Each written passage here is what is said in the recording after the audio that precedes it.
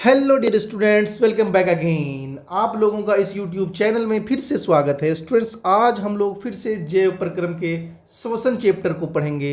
Students, हमने पिछले 3 lecture किया जिसमें हम लोगों ने पादप और जंतुओं में श्वसन नहीं, हम लोग पोषण के साथ साथ उसके पाचन क्रिया को भी समझा। तो आज हमारा जैव प्रक्रम का दूसरा टॉपिक है, दूसरा यूनिट है जिसे हम लोग श्वसन के नाम से जानते हैं। तो श्वसन की बात करें तो श्वसन इंसानों के साथ साथ पेड़ पौधों और विभिन्न प्रकार के जंतुओं में देखे जाते हैं। तो स्टूडेंट, चलिए हम लोग स्टार्ट करते हैं श्वसन, जिसको हम लोग इंग्लिश में रिस्पायरेशन के नाम से भी जानते हैं।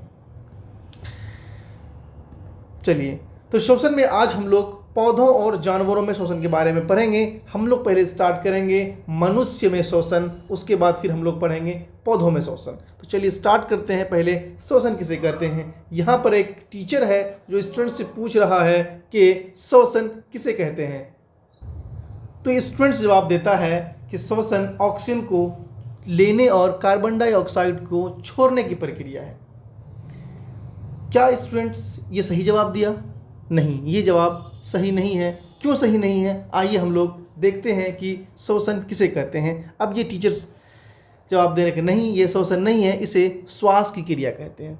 तो बच्चों, हम लोग जानते हैं कि हम लोग जो सांस लेते हैं, ऑक्सीजन लेते हैं और कार्बन डाइऑक्साइड छोड़ते हैं, इस क्रिया को हम लोग श्वास या उच्छ्वास के नाम से जानते हैं, ना कि ये श्वसन होता है। श्वसन में श्वसन का ये एक पार्ट है। तो टीचर कहता है सांस लेना श्वसन का एक हिस्सा है। यानी कि ये जब पूछा कि श्वसन क्या है आखिर, तो ये टीचर कह रहा है कि क्या है, श्वसन का एक हिस्सा है। ये एक तरह का ये जो तुमने बात कही, ये क्या श्वसन का एक हिस्सा है। इसमें केवल क्या होता है, गैसों का आदान प्रदान होता है। क्या होता है? गैसों का आदान प्रदान होता है।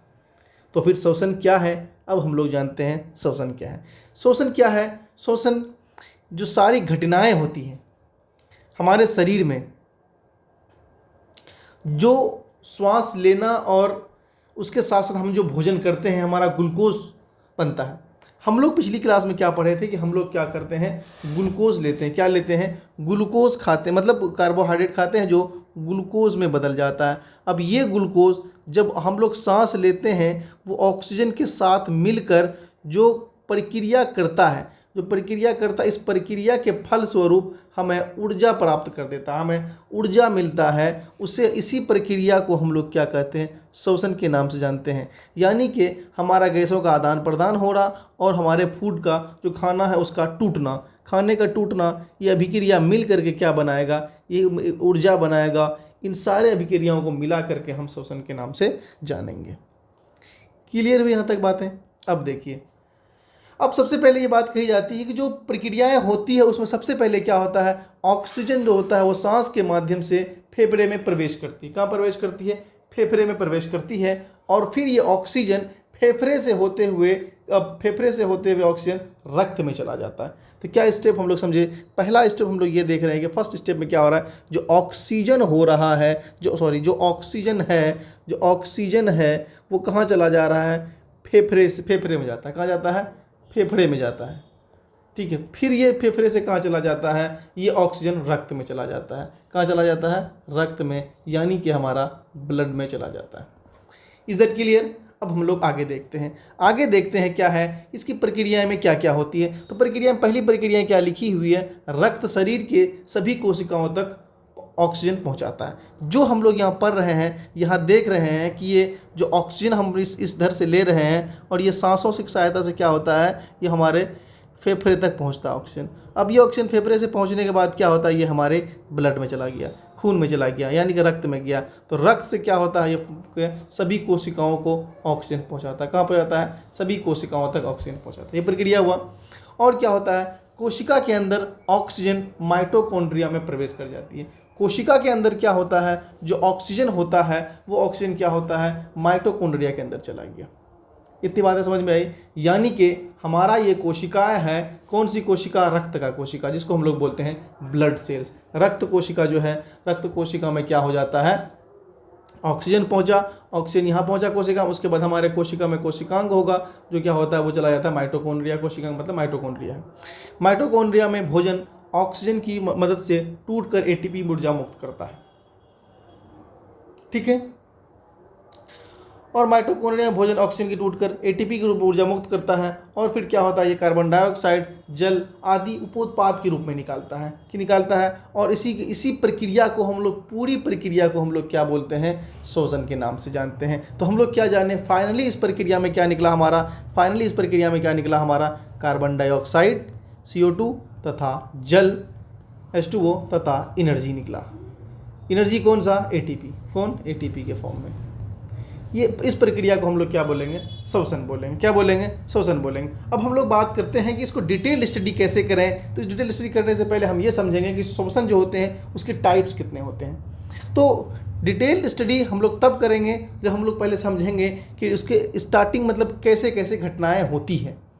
तो बिहार बोर्ड एग्जाम में पूछता है श्वसन के चरण को समझाइए। क्या पूछता है, क्वेश्चन यह जो कि बहुत ही VVI, इसको मार्क कर लेंगे, इसके बारे में पूछता है कि श्वसन के चरण को समझाइए। यहाँ लिखा है कि हमने देखा कि सांस लेना श्वसन का एक हिस्सा है, इसमें केवल गैसों का आदान प्रदान होता है। पहली बात समझ में आई, जो हम लोग सांस लेने की बात कहें, सांस लेने में क्या हो रहा है कि हम सिर्फ ये क्या है, एक श्वसन का हिस्सा है। ठीक है, इसमें क्या होता है, सिर्फ और सिर्फ गैसों का आदान प्रदान होगा। क्या होगा, गैसों का आदान प्रदान, मतलब कार्बन डाइऑक्साइड और ऑक्सीजन का एक्सचेंज होगा।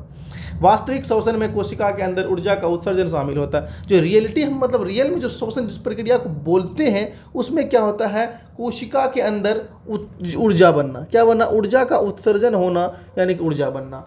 ठीक है, इसलिए इसे इस प्रकार से हम इसे भी कह सकते हैं कि ये क्या है, कोशिकीय श्वसन है। कोशिकीय श्वसन में क्या होता है, कोशिका के अंदर ऊर्जा बनना, इसलिए इसे हम क्या कहते हैं, कोशिकीय श्वसन। अब आगे देखते हैं श्वसन के चरण, श्वसन के टाइप्स कितने होते हैं। श्वसन को हम लोग दो तरह से बांटते हैं। कितने तरह से, दो तरह से बांटते हैं। कौन कौन, एक होता है बाह्य, दूसरा होता है आंतरिक। बाह्य श्वसन को हम लोग उच्छ्वास के नाम से जानते हैं, जबकि आंतरिक श्वसन को हम लोग कोशिकीय श्वसन के नाम से जानते हैं। इतनी बातें समझ में आई। अब बाह्य श्वसन में क्या होता है, इसमें विशेष मार्ग में गैसों का आदान प्रदान होता है। बाह्य श्वसन में जो होता है, क्या होता है, एक मार्ग तैयार है, उस मार्ग से क्या होता है, गैसों का आदान प्रदान होता है और ये घटता है, घटित ये घटना जहाँ होती है उसे हम श्वसन तंत्र के नाम से जानते हैं। किस नाम से जानते हैं, श्वसन तंत्र के नाम से जानते हैं। तो ये याद रखना है, किस नाम से जानते हैं, श्वसन तंत्र के नाम से जानते हैं। तो श्वसन तंत्र में बहुत सारी जो स्ट्रक्चर होता है हमारा बॉडी का, वो मिला हुआ होता है। अब बात समझ में आई। अब दूसरा क्या, आंतरिक श्वसन जो है, जिसको हम लोग कोशिकीय श्वसन कहते हैं, ये बेसिकली क्या बनाता है, ATP बनाता है। क्या बनाता है, ATP बनाता है, जिसको हम लोग एडिनोसिन ट्राइफॉस्फेट कहते हैं। क्या कहते हैं, एडिनोसिन ट्राइफॉस्फेट कहते हैं। ठीक है, और ये घटना कहाँ घटता है, और ये घटना माइटोकॉन्ड्रिया में घटता है। माइटोकॉन्ड्रिया क्या है, हमारी कोशिका के अंदर पाए जाने वाले एक कोशिकांग है, जिसको हम लोग कोशिका का ऊर्जा घर भी कहते हैं। क्लियर। अब आगे आते हैं, एकदम डिटेल स्टडी पढ़ेंगे। अब हम लोग पहले किस चीज़ को पढ़ते हैं, हम लोग पहले बाह्य श्वसन के बारे में पढ़ते हैं, यानी कि हम लोग पहले उच्छ्वास के बारे में पढ़ते हैं, यानी कि हम पहले श्वसन तंत्र के बारे में पढ़ते हैं। तो उच्छ्वास की क्रिया में क्या होती है, आइए देखते हैं। उच्छ्वास की क्रिया में क्या है, मानव श्वसन तंत्र शामिल है, जिसमें क्या है, हमारा कई तरह के स्ट्रक्चर्स हैं।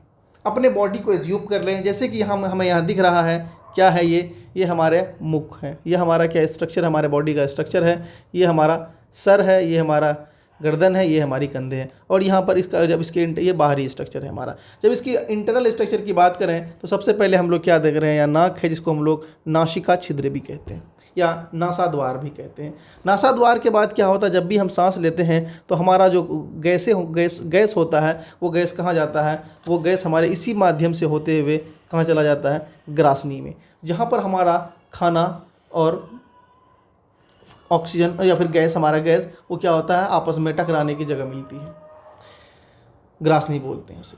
ग्रासनी से जैसे नीचे आते हैं तो हमारा एक स्ट्रक्चर होता है, जिसको हम लोग बोलते हैं कंठ द्वार, या फिर इसको हम लोग श्वसन तंत्र के स्वर यंत्र के भी नाम से जानते हैं। किस नाम से, स्वर यंत्र के नाम से भी जानते हैं। या फिर इसको हम लोग, जहाँ पर हमारा एपिग्लोटिस निकलता है, जहाँ पर हमारा एडम्स एप्पल निकलता है, जो अपने हाथों से भी अपने गले को छू करके भी देख सकते हैं। उसको अगर हल्के से दबाएंगे तो आपकी वॉइस चेंज हो जाएगी। इसी को हम लोग बोलते हैं स्वर यंत्र बोलते हैं। स्वर यंत्र से थोड़ा सा नीचे जाएंगे तो जो एक पाइप लाइक स्ट्रक्चर होता है, जो गोल गोल घुमावदार स्ट्रक्चर होता है, जिसको हम लोग श्वास नली के नाम से जानते हैं, जिसको हम लोग श्वास नली के नाम से जानते हैं। जो ये स्ट्रक्चर दिख रहा है इसी हम लोग श्वास नली के नाम से जानते हैं। ठीक है, अब यहाँ बात आती है कि ये श्वास नली क्या हो जाता है, ये श्वास नली उसके बाद क्या हो जाता है, बट जाता है।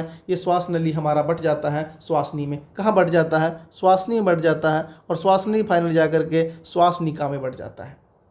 तो ये बेसिकली क्या है, हमारा मानव श्वसन तंत्र का स्ट्रक्चर है। ठीक है, जहाँ अब हम लोग देखते हैं कि मानव मनुष्य में श्वसन की प्रक्रिया एक विशेष प्रणाली है। क्या है, एक विशेष प्रणाली में होती है जिसे श्वसन प्रणाली कहते हैं। जो ये प्रणाली है, जो स्ट्रक्चर है, इसे हम लोग क्या बोलते हैं, श्वसन प्रणाली। एग्जाम में ये पूछा जाता है कि श्वसन प्रणाली में कौन कौन से अंग आते हैं, तो क्या बोलेंगे, नासिका छिद्र बोलेंगे, ग्रासनी बोलेंगे, कंठद्वार या स्वर यंत्र बोलेंगे, श्वास नली बोलेंगे, फुफ्फुस बोलेंगे, श्वासनी बोलेंगे, श्वासनिका बोलेंगे।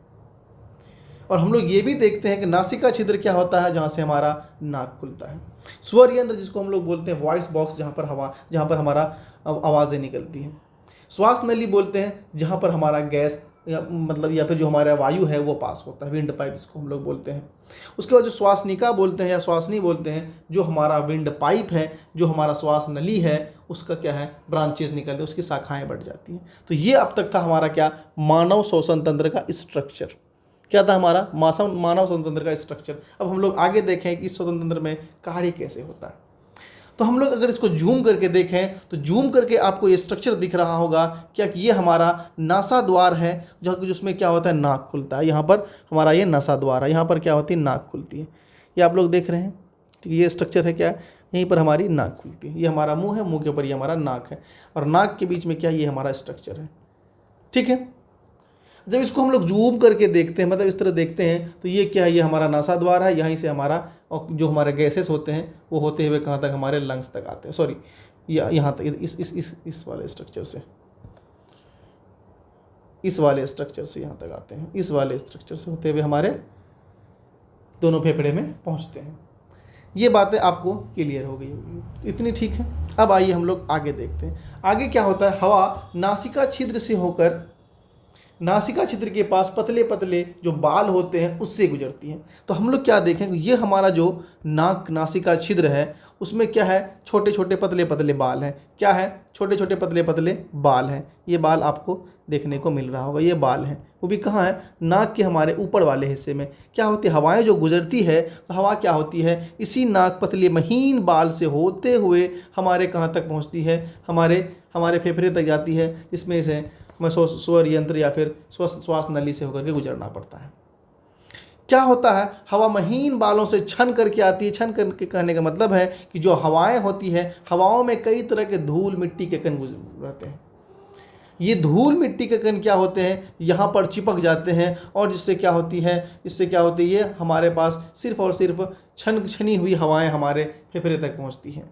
धूल मिट्टी कण वाले हवाएं हमारे फेफड़े तक नहीं पहुंचती है। इसमें क्या होता है, हवाएं नम हो जाती है और गर्म हो जाती है। यानी कि कहने का मतलब है कि हमारा जो ये स्ट्रक्चर है, ये नाक है, यहाँ से कुछ न कुछ रिलीज़ होता है, जिससे क्या होता है, हमारा जो हवा होती है वो हवा क्या होती है, हमारी थोड़ी गर्म हो जाती है, और हवाओं के अंदर जो मौजूद होते हैं कण, सब मिट्टी के कण, धूल के कण, वो वहाँ चिपक जाते हैं। इतनी बात समझ में आ गई। अब देखें क्या होता है, नाक के अंदर विशेष म्यूकस स्रावित करने वाली कोशिकाएं होती हैं। जो हमारा नाक है, इस नाक में क्या है, एक विशेष म्यूकस, यहाँ से क्या होता है, एक विशेष म्यूकस स्रावित होगा। कहाँ से, यहाँ से, इस जगह से क्या होगा, एक विशेष म्यूकस स्रावित होगा। ये हमारा नाक का स्ट्रक्चर है। ठीक है, यहाँ पर क्या होगा, एक विशेष म्यूकस स्रावित होगा। ठीक है, वाली क्या होती है, कोशिकाएं होती हैं, जो क्या करता है, धूल के कण को रोकती है। वे म्यूकस का स्राव करते हैं जो धूल के कणों को फंसा लेता है। म्यूकस स्रावित करने वाली ये कोशिकाएं जो देखने को मिल रही, म्यूकस स्रावित करने वाले कोशिकाएं। म्यूकस क्या करता है, धूल के कणों को रोक लेती है। तो क्या बोलेंगे, नाक के अंदर जो म्यूकस पाए जाते हैं वो धूल के कणों को रोक लेती है। ठीक, अब आगे देखते हैं। श्वसन पथ में शामिल है, जो अभी मतलब श्वसन जो पथ बोलें या फिर हम लोग क्या बोलें, श्वसन जो तंत्र बोले, इस तंत्र में जो पथ शामिल है वो हमने आप लोगों को बता दिया। यहाँ पर फिर से एक बार दिया हुआ है, आप लोग सिर्फ देख सकते हैं क्या है, हमारा नाक का नथुना है, हमारा नाक का नथुना है, हमारा ग्रासनी है, हमारा स्वर यंत्र है, हमारा श्वास नली है, श्वासनी है, फेफड़ा है, डायाफ्राम है, कूपिका है और श्वासनिका है। हमने यहाँ तक देख लिया, इसको भी देख लिया, इसको भी देख लिया, स्वर यंत्र देख लिया, श्वास नली देख लिया, श्वासनी देख लिया। अब ये जो स्ट्रक्चर है, जहाँ जो सबसे बड़े स्ट्रक्चर है जिसको हम लोग बोलते हैं फेफड़ा बोलते हैं, और फेफड़ा के नीचे एक स्ट्रक्चर होता है जिसको जो क्या करता है, डोम शेप का स्ट्रक्चर होता है, यानी गुंबदाकार स्ट्रक्चर होता है, जो क्या होता है हमारे सांस लेने के क्रम में, और ये फ्लैट हो जाता है और सांस छोड़ने के क्रम में ये गुंबदा आकार का हो जाता है। इसे हम लोग डायाफ्राम के नाम से जानते हैं।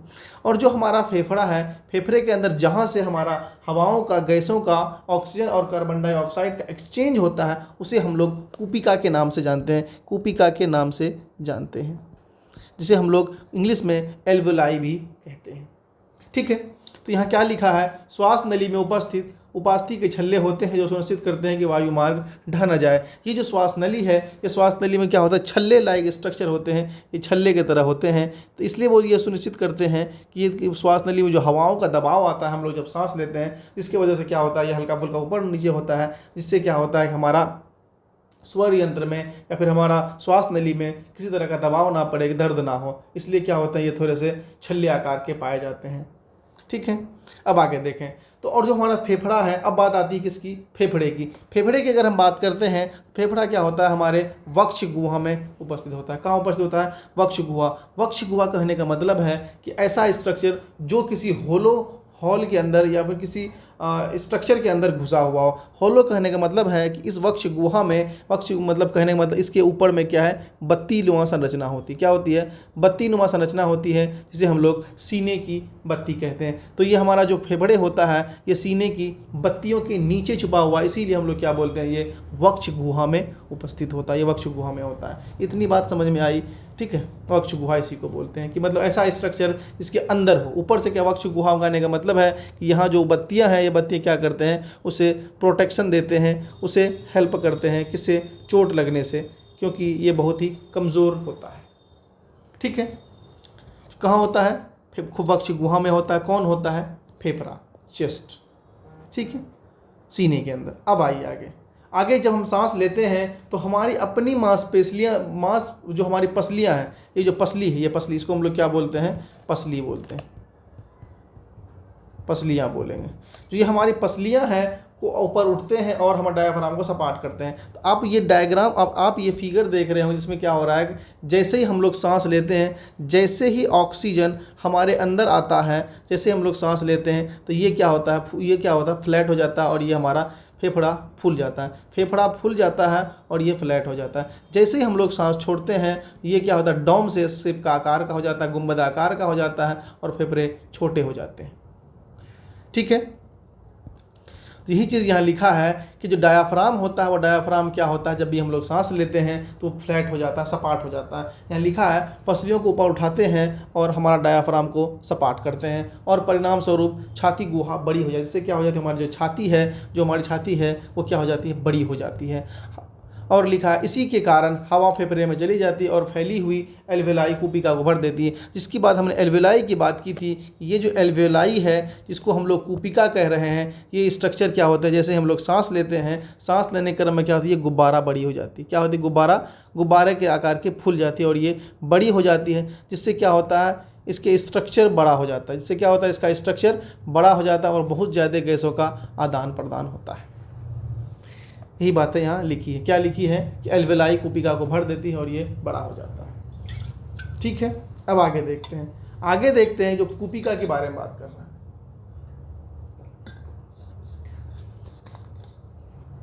कूपिका, अब बात करते हैं हम कूपिका की। कूपिका जो हम लोग बोल रहे हैं कि जहाँ पे गुब्बारा फूल जाता है, जो स्ट्रक्चर होता है, क्या वो कूपिका ही फूलता है। तो कूपिका के बारे में क्या लिखता है किताब कि एल्वेलाई की पतली दीवारें रक्त कोशिकाओं के एक नेटवर्क से जुड़ी होती है। जो कूपिका है, कूपिका की बात हम लोग जो कर रहे हैं, तो हम लोग यहाँ स्ट्रक्चर में ये देख रहे हैं कि ये जो हमारा कूपिका है, कूपिका क्या होता है, जो ये क्या होता है कि ये कूपिका क्या हो, एक इसके पास पतली पतली रक्त की दीवारें होती, केशिकाएँ होती हैं।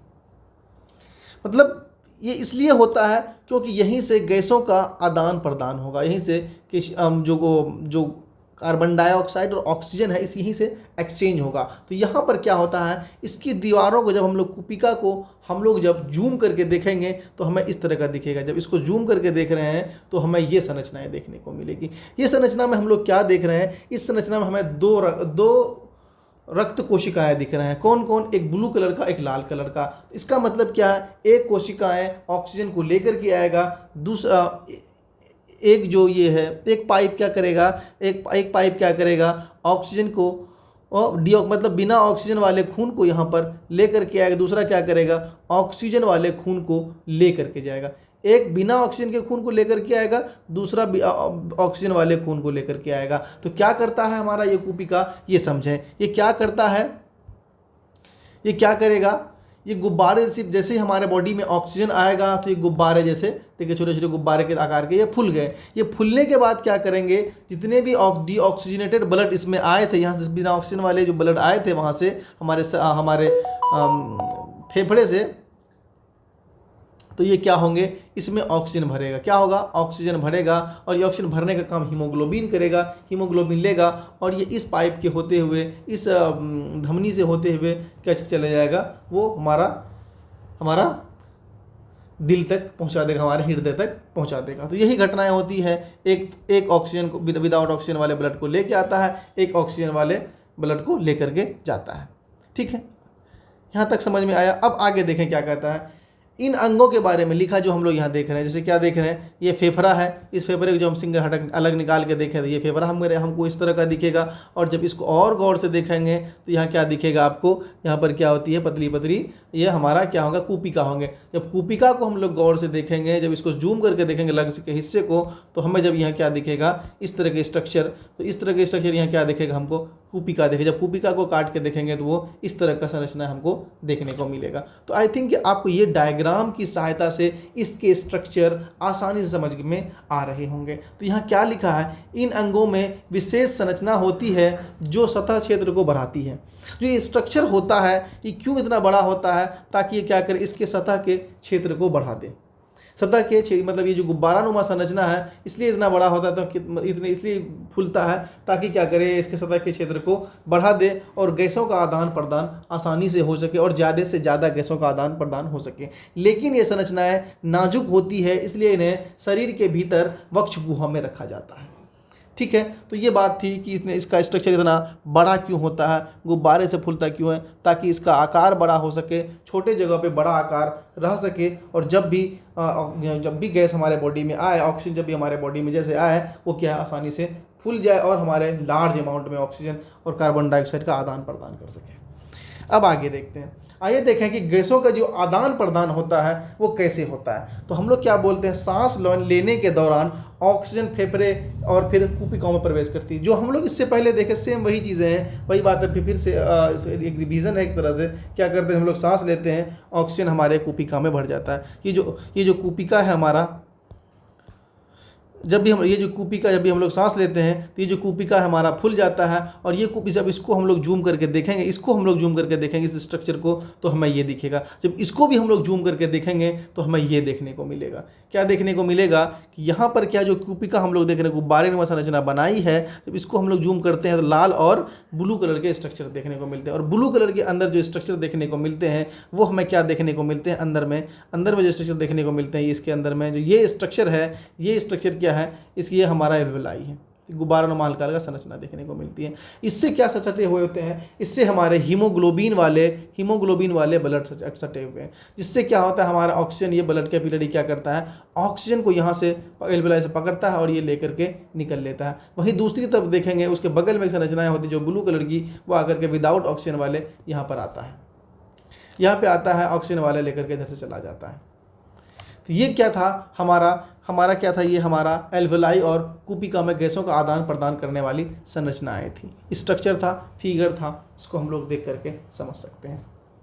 अब आइए देखते हैं कि इसको वर्ड में कैसे लिखें, क्या लिखा गया है, क्या बताया गया कि जब हम सांस छोड़ते हैं तो कार्बन डाइऑक्साइड शरीर से बाहर निकल जाती है। हम लोग क्या लिखेंगे, जब भी हम लोग सांस छोड़ते हैं तो क्या होता है, हमारा कार्बन डाइऑक्साइड शरीर से बाहर निकल जाती है। दूसरा, दूसरा क्या कह रहा है, उसी के समय उसी टाइम क्या होता है, उत्तकों में कार्बन डाइऑक्साइड, उत्तकों से कार्बन डाइऑक्साइड हीमोग्लोबिन द्वारा ग्रहण कर ली जाती है। जो हमारा बॉडी का उत्तक है उससे क्या होता है, कार्बन डाइऑक्साइड क्या करता है, हीमोग्लोबिन को ग्रहण कर लेता है और विसरण की प्रक्रिया द्वारा एल्वेलाई में छोड़ देती है। हीमोग्लोबिन क्या करता है, कार्बन डाइऑक्साइड को पकड़ करके वो कहाँ छोड़ देता है, एल्वेलाई में छोड़ देता है। हीमोग्लोबिन कार्बन डाइऑक्साइड को पकड़ता है और एल्वेलाई में छोड़ देती है। और फिर क्या कहता है, यह ऑक्सीजन शरीर के सभी उत्तकों तक पहुंचाई जाती है। और जो ऑक्सीजन वाला क्या करता है, ऑक्सीजन वाले ब्लड को पकड़ लेता है और ये क्या करता है, शरीर के जितने भी उत्तक होते हैं वहाँ तक पहुँचा जाते हैं। तीसरा स्टेप। चौथा में क्या कह रहा है, चौथा में कह रहा है कि रक्त की आरबीसी में मौजूद हीमोग्लोबिन, जो रेड ब्लड सेल्स है उसमें मौजूद हीमोग्लोबिन जो होता है कोशिकाओं द्वारा पतली पतली दीवारों से ऑक्सीजन को अवशोषित करता है। तो वही बात है जो कही कि जब वो उत्तक तक पहुंचाएगा वो क्या करेगा, उसको करने से पहले क्या करना होगा, इसको आरबीसी को जो रेड ब्लड सेल्स में जो हीमोग्लोबिन है वो क्या करेगा, वो ऑक्सीजन को पकड़ेगा। ऑक्सीजन को पकड़ के क्या करेगा, वो चारे बॉडी के चारों हिस्से में कोशिका उत्तक तक ले जाएगा। और क्या कहता है, एल्वेलाई जो होता है यानी कि कूपिका जो होता है रक्त, वो क्या होता है, उसकी जो रक्त होती है केशिकाओं से घिरी होती है जिनमें रक्त होता है। ये वाला चीज़ों के बारे में लिख रहा है, एल्वेलाई के बारे में लिख रहा है कि इसमें क्या होती है, इसकी दीवारें क्या केशिकाओं से घिरी होती है जिसमें क्या होता है, रक्त होता है। ठीक है, अब आगे देखें। हीमोग्लोबिन कूपिका और आपस में उत्तक के गैसों का आदान प्रदान करने में मदद करता है। कौन कौन, हीमोग्लोबिन और कूपिका आपस में उत्तकों के बीच गैसों का आदान प्रदान करने में मदद करता है। इसलिए हीमोग्लोबिन को श्वसन वर्णक भी कहा जाता है। जिस तरह हम लोग जानते हैं क्लोरोफिल को प्रकाश संश्लेषण का वर्णक कहा जाता है, उसी तरह हीमोग्लोबिन का भी श्वसन की प्रक्रिया का वर्णक कहा जाता है। श्वास चक्र के दौरान जब भी हमारा श्वास चक्र होता है, जब हवाएं अंदर ली जाती हैं और बाहर छोड़ी जाती है तो फेफड़ों में हमेशा हवा का एक अवशिष्ट मात्रा होता है। मतलब जब हम लोग गैस छोड़ते हैं और बंद करते हैं, मतलब अंदर लेते हैं, तब कुछ न कुछ हवा हमारे फेफड़ों में मौजूद होती है ताकि ऑक्सीजन को अवशोषित करने के लिए, कार्बन डाइऑक्साइड को छोड़ने के लिए पर्याप्त समय मिल सके। ठीक, उस टाइम के लिए क्या होता है, उस समय वहाँ पर हमारे शरीर में नहीं कहेंगे, हमारे फेफड़े में क्या होते हैं, कुछ गैसेस हमारे, कुछ ऑक्सीजन हमारे उसमें मौजूद होता है। आगे देखें क्या कहता है। ये हमारा था कोशिकीय बाह्य श्वसन यानी उच्छ्वास था, जिसको हम लोग क्या बोलें, इसको 2-3 चरण में समझे कि इसमें कौन कौन से स्ट्रक्चर पार्टिसिपेट करते हैं।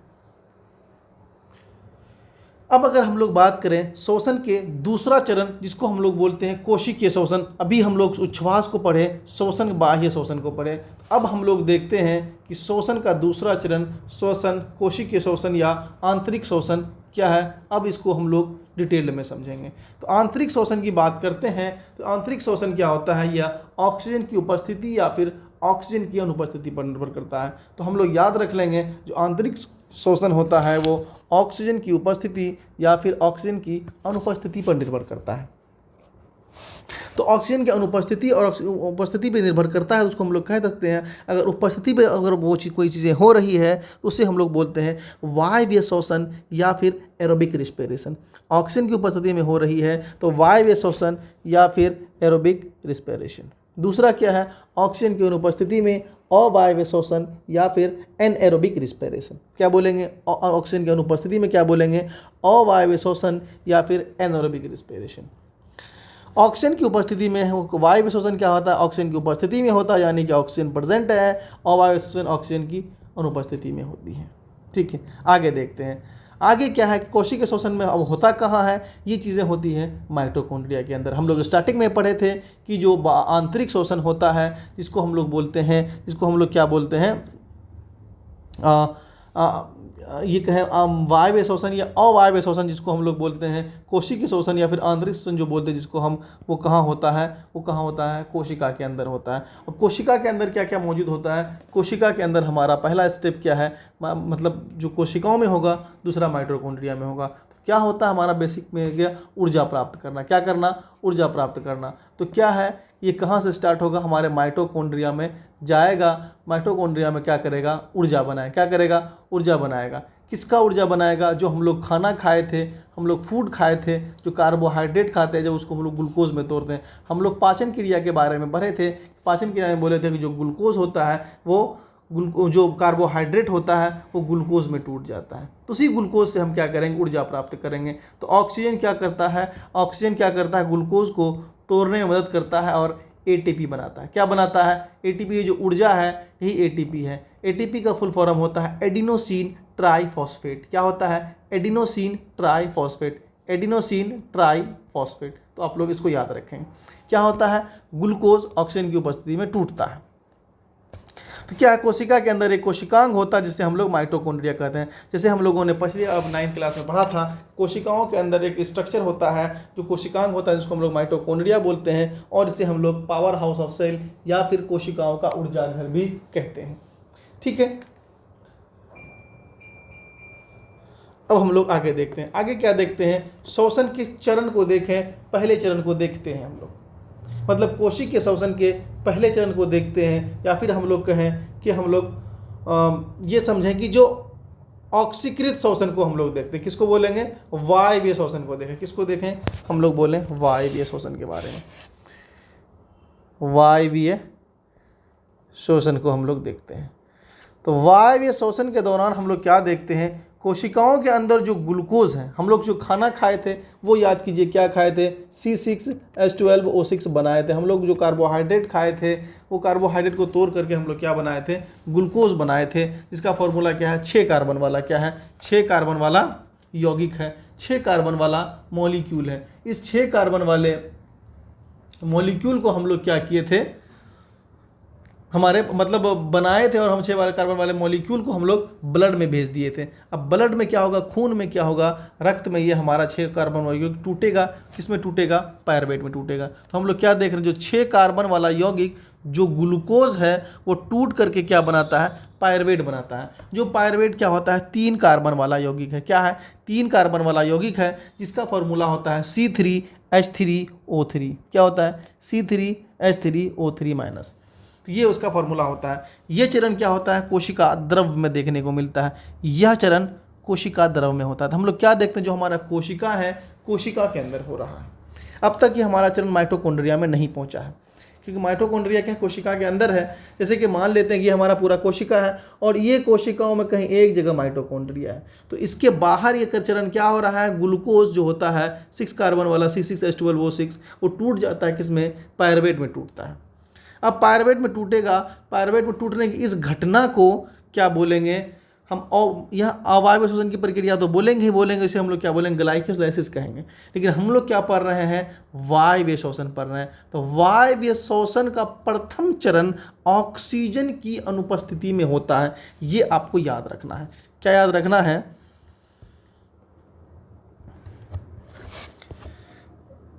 वायवीय श्वसन का प्रथम चरण ऑक्सीजन की अनुपस्थिति में होता है। तो क्या देखते हैं? ऑक्सीजन की अनुपस्थिति में हम लोग कहाँ देखते हैं? हम लोग ये देखते हैं कहाँ पर? कोशिकाओं में देखते हैं। कहाँ देखते हैं हम लोग ये चीज़ें? हम लोग कोशिका के अंदर देखते हैं। कहाँ देखते हैं? कोशिका के अंदर देखते हैं। ठीक है, तो ये हमारा क्या है? ये हमारा कोशिका है। इस कोशिका के अंदर क्या है? मान लेते हैं एक स्ट्रक्चर है जिसको हम लोग क्या बोलते हैं? माइटोकॉन्ड्रिया बोलते हैं। तो हम लोग जो प्रथम चरण जो होगा, ये ग्लूकोज जो होगा, ये C6H12O6 जो आएगा, ये C6H12O6 क्या होगा? पायरुवेट में टूटेगा। किस में टूटेगा? पायरुवेट, जिसका फॉर्मूला होता है C3H3O3। अब ये एंटर करेगा, अंदर जाएगा, मतलब C3H3O3 अंदर जाता है। कहाँ पर अंदर जाता है? अंदर जाता है माइटोकॉन्ड्रिया के। किसके? माइटोकॉन्ड्रिया के। ठीक है, ये कहाँ जाता है? माइटोकॉन्ड्रिया के अंदर चला जाता है। तो माइटोकॉन्ड्रिया के अंदर में जाकर के क्या करेगा? ये ऑक्सीजन की उपस्थिति में क्या करेगा? ये क्या करेगा? C3H3O3- ये ऑक्सीजन की उपस्थिति में कहाँ पर? माइटोकॉन्ड्रिया में क्या करेगा? ये एटीपी बनाएगा। क्या बनाएगा? एटीपी बनाएगा। एटीपी बनाने कितना एटीपी बनाएगा? ये 38 एटीपी बनाएगा। एटीपी बनाने के साथ साथ ये H2O प्लस CO2 भी बनाएगा। तो ये सारी प्रक्रियाएं क्या है? इसी को हम लोग बोलते हैं वायवीय श्वसन। तो आगे हम लोग देखें कि यहाँ जो लिखा हुआ है, अब पायरुवेट माइटोकॉन्ड्रिया में प्रवेश करता है। वही बात जो मैंने लिखी, जो अब ये पायरुवेट है माइटोकॉन्ड्रिया में प्रवेश करता है। क्या करता है? माइटोकॉन्ड्रिया में प्रवेश करता है और ये पायरुवेट ऑक्सीजन की उपस्थिति में तोड़ा जाता है। और इस पायरुवेट को ऑक्सीजन की उपस्थिति में तोड़ा जाता है। क्या करता है? ऑक्सीजन की उपस्थिति में तोड़ा जाता है, जिससे एटीपी क्या निकलता है? जिससे हमने यहाँ कहा एटीपी निकलता है। क्या निकलता है यहाँ पे? एटीपी ऊर्जा के रूप में निकलती है। तो ये हमारा क्या है? हम लोग यहाँ अगर इस डायग्राम के थ्रू देखें तो यहाँ क्या समझिए, हमारी कोशिका है। कोशिकाओं के अंदर क्या है? एक हमारा स्ट्रक्चर है जिसको हम लोग बोलते हैं माइटोकॉन्ड्रिया, जिसको हम लोग कोशिका का ऊर्जा घर भी कहते हैं। इसको हम लोग डिटेल में देखें तो यहाँ क्या दिखें, यहाँ क्या देख रहे हैं कि जो पायरुवेट है, यहाँ पायरुवेट आया, ठीक है, ये पायरुवेट आया, ये पायरुवेट टूटा, क्या चीज़ में? ऊर्जा, ऑक्सीजन की उपस्थिति में क्या बनाया? H2O बनाया, पानी जल बनाया, कार्बन डाइऑक्साइड बनाया, साथ साथ क्या बनाया? ऊर्जा बनाया। कितना ऊर्जा बनाया? ये 38 एटीपी निकाला। और साथ साथ हम लोग क्या देख रहे हैं? कार्बन डाइऑक्साइड और H2O को उत्पाद के रूप में दिया जाता है। तो ये बात समझ में आई। इसी को हम लोग क्या बोलते हैं? वायवीय श्वसन। क्या बोलते हैं? वायवीय श्वसन बोलते हैं। अगर वायवीय श्वसन को हम लोग समझें, तो अगर इसके हम लोग समीकरण को समझें कि वायवीय श्वसन के समीकरण किसको बोलेंगे, तो समीकरण में क्या होगा? क्या होगा हम लोग क्या देखें? स्टार्टिंग में क्या देखें हम लोग समीकरण में? थोड़ा सा प्लीज,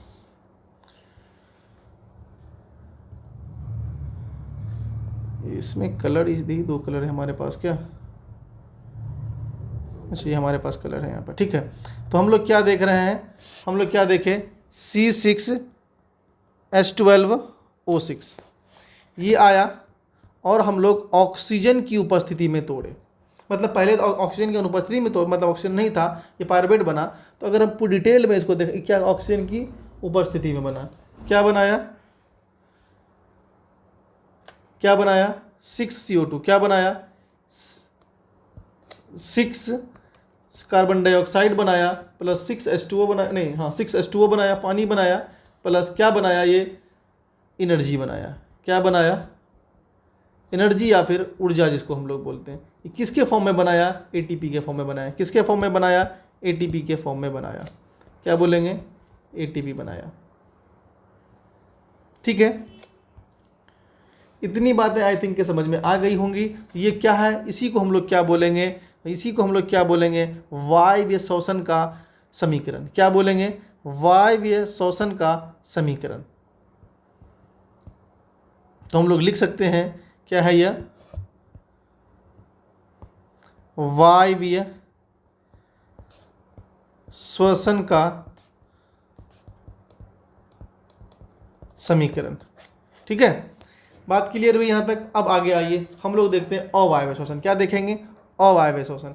अवायवीय श्वसन में क्या होता है? जब भी हम लोग व्यायाम करते हैं या फिर हम लोग दौड़ते हैं तो क्या देखते हैं? हमारे शरीर में क्या हो जाता है? दर्द होने लगता है। क्या होने लगता है? दर्द होने लगता है। क्यों होने लगता है? अब ये समझते हैं क्यों होता है। क्योंकि हम लोग जहाँ दौड़ते हैं, हमारे जिस पार्ट मुड़ता है, जैसे हमारा पैर मुड़ता है या हाथ को हिलाते हैं हमारा हाथ मुड़ता है, तो हम लोग क्या देखते हैं? वहाँ पर क्या होता है? हमारे शरीर में ऑक्सीजन की कमी हो जाती है। जिस तरह ये इस फिगर में आप लोग ये देख रहे होंगे, इस फिगर में क्या देख रहे होंगे? ये बंदा क्या कर रहा है? व्यायाम कर रहा है और यहाँ पर इसके जो बाजू है, ये अपने डंबल को उठा रहा है। इस डंबल में क्या की वजह से क्या हो रहा है? इसका जो बाजू है, बाजू में क्या हो रहा है? ऑक्सीजन की कमी हो रही है। क्यों कमी हो रही? क्योंकि इसके मुड़ने से यहाँ ऑक्सीजन पर्याप्त मात्रा में नहीं पहुँच पा रहा है, अपर्याप्त मात्रा में पहुँच रहा है। जिस वजह से क्या होता है? जो ग्लूकोज हमारा बॉडी में गया हुआ है, वो ग्लूकोज ठीक से टूट नहीं पाता है ऑक्सीजन की उपस्थिति में। ऑक्सीजन ना मिलने के कारण, ऑक्सीजन कम मिलने के कारण ये ठीक से नहीं टूटता है और ये क्या करता है? पायरुवेट बनाता है। किसी तरह से ग्लूकोज से पायरुवेट बनता है और पायरुवेट से ये ऊर्जा ना बनाकर और 38 एटीपी ना बनाकर ये क्या करता है? लैक्टिक एसिड का फॉर्मेशन कर लेता है। क्या कर लेता है? लैक्टिक एसिड का फॉर्मेशन कर लेता है। तो यानी कि लैक्टिक एसिड हमें दर्द फील कराता है। हम लोग क्या देखते हैं? मतलब व्यायाम के दौरान मांसपेशियां, कोशिकाएं ऑक्सीजन की कमी में सांस लेती हैं। ऑक्सीजन की कमी के कारण हम लोग उठाते हैं, हमारा बॉडी फिर भी सांस ले रहा है, फिर भी हम लोग चल रहे हैं। इसलिए मांसपेशी की जो कोशिकाओं में ऑक्सीजन की कमी के कारण पायरुवेट जो होता है वो टूट जाता है, जिससे सिर्फ दो एटीपी ऊर्जा निकलती है। हम लोग क्या देखें, यहाँ पर 38 एटीपी निकाल रहे हैं, यहाँ पर कितना एटीपी निकाल रहे हैं, यहाँ पर 38 एटीपी निकाल रहे हैं, और यहाँ पर सिर्फ 2 एटीपी निकल रहा है। और 2 एटीपी के साथ साथ लैक्टिक एसिड भी बन जाता है। क्या बनता है? 2 एटीपी के साथ साथ लैक्टिक एसिड बनता है। यह लैक्टिक एसिड मांसपेशी की कोशिकाओं में जमा हो जाता है और हमें दर्द कराता है। क्या कराता है? दर्द कराता है। इसके कारण व्यायाम के दौरान हमें मांसपेशियों में थकान महसूस होती है या फिर दर्द महसूस होती है। तो हमें क्या समझ में आया? अगर इसका हम लोग समीकरण लिखना चाहें तो हम लोग क्या लिख सकते हैं? अगर इसका समीकरण लिखें तो हम लोग क्या लिख सकते हैं, वो हम लोग देखते हैं क्या लिख सकते हैं। तो हम लोग क्या देखते हैं कि हम लोग क्या लिए, C6H12O6 हम लोग लिए। C6H12O6 हम लोग लिए, जिससे क्या हुआ कि हम उसके साथ साथ हमारे क्या लिए, ऑक्सीजन की अनुपस्थिति रहा, ऑक्सीजन नहीं रहा, जिससे क्या हो गया, हमारा शरीर में क्या बन गया, 2C3H6O3 बन गया। और साथ साथ जो क्या बन गया, एनर्जी बना, मतलब ऊर्जा बना, और साथ साथ क्या बना, लैक्टिक एसिड बना। क्या बना?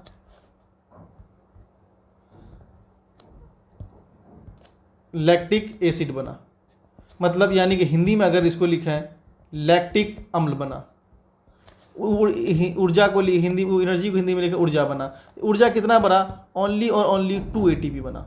तो हम लोग देख रहे हैं इतना कम एटीपी बना और लैक्टिक अम्ल बना। जो ये उपोत्पाद की वजह से क्या होता है, हमें थकान महसूस होती है। और इसी अभिक्रिया को, इसी समीकरण को हम लोग क्या कहते हैं, अवायवीय श्वसन का समीकरण। क्या कहते हैं? अवायवीय श्वसन का समीकरण।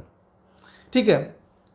अब आगे हम लोग देखते हैं कि अब कुछ ऑर्गेनिजम्स ऐसे होते हैं जो क्या करते हैं, ऑक्सीजन की अनुपस्थिति में, कमी भी नहीं, ऑक्सीजन की अनुपस्थिति में कुछ अलग तरह की चीज़ें बना लेते हैं। जैसे कि खमीर की बात करते हैं, वो ऑक्सीजन की पूर्ण अनुपस्थिति, मतलब ऑक्सीजन है ही नहीं। क्या है? ऑक्सीजन कितना है? 0 है। ऑक्सीजन, पूर्ण ऑक्सीजन की अनुपस्थिति में ऑक्सीजन है ही नहीं, उसमें ऑक्सीजन वो शोषण करता है, वो मतलब विदाउट ऑक्सीजन का वो शोषण करता है।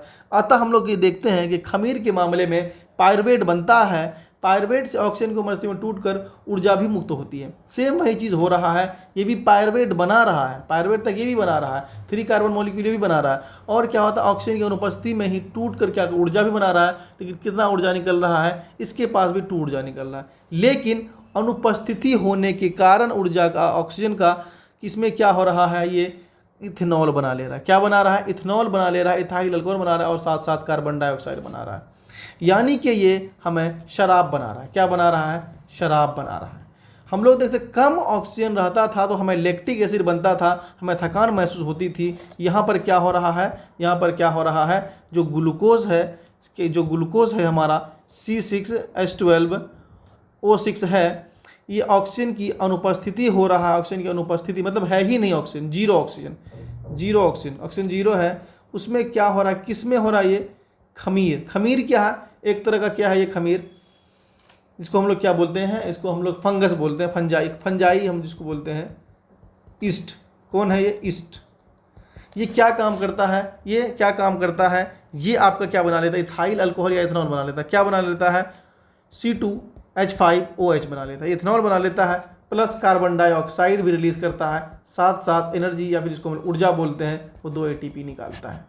तो ये क्या है, ये एक तरह का हम लोग इसको क्या बोलते हैं, शराब बोलते हैं। क्या बोलते हैं इसको हम लोग? शराब बोलते हैं, शराब बोलते हैं। हम लोग सुनते हैं अंगूर का शराब के बारे में। अंगूर का शराब भी इसी अभिक्रिया के द्वारा बनाया जाता है। अंगूर का शराब बनाने का अभिक्रिया सेम यही अभिक्रिया है, सेम यही प्रक्रिया है, उसको भी इसी तरह, क्योंकि अंगूर में जो हो, अंगूर की अगर बात करें, अंगूर में भी लार्ज अमाउंट में, भारी मात्रा में अंगूर में क्या मिल जाता है हमको, अंगूर में हमको क्या देखने को मिलता है, हमें यही ग्लूकोज देखने को मिलता है।